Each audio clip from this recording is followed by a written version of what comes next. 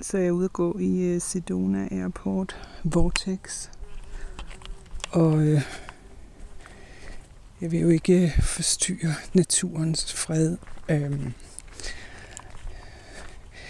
Jeg tror, at jeg har en god evne til ikke at forestille mig, hvad der gemmer sig bag alle de her buske.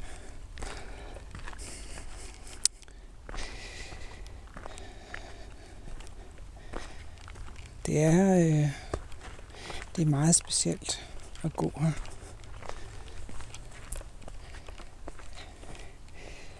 Altså jeg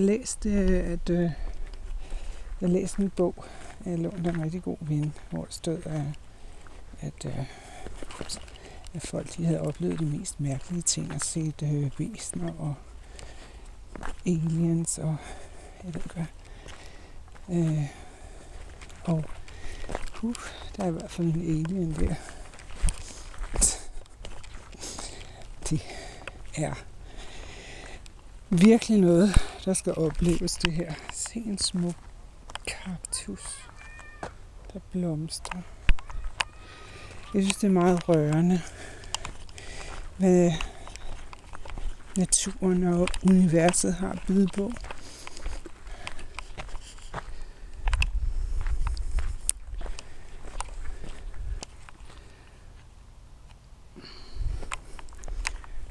Man har bare lyst til at gå.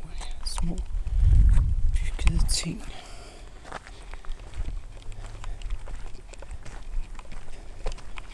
Det er simpelthen blevet draget afsted. Solen den er ved at gå ned. Klokken er 18:20 local hours. 9 timers forskel fra Danmark. Det er simpelthen noget af det smukkeste, jeg nogensinde har oplevet.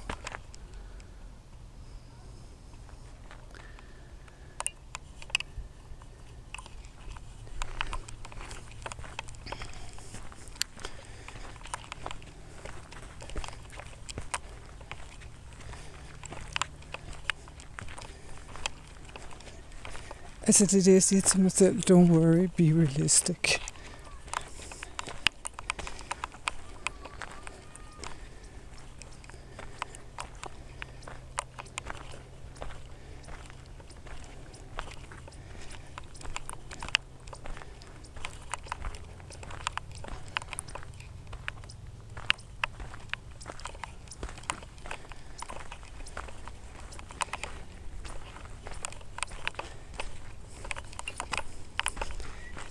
En eventyrport.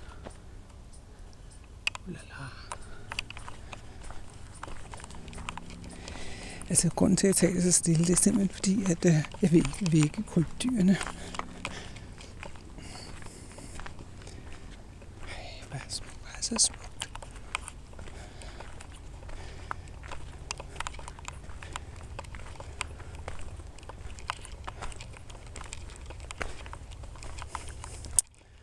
Det er sjovt, fordi nu var jeg nede der på Cathedral Rock, der også er Vortex, og det var en helt anden fornemmelse. Jeg blev simpelthen så ked af det dernede heroppe. Jeg synes, jeg bare bliver glad.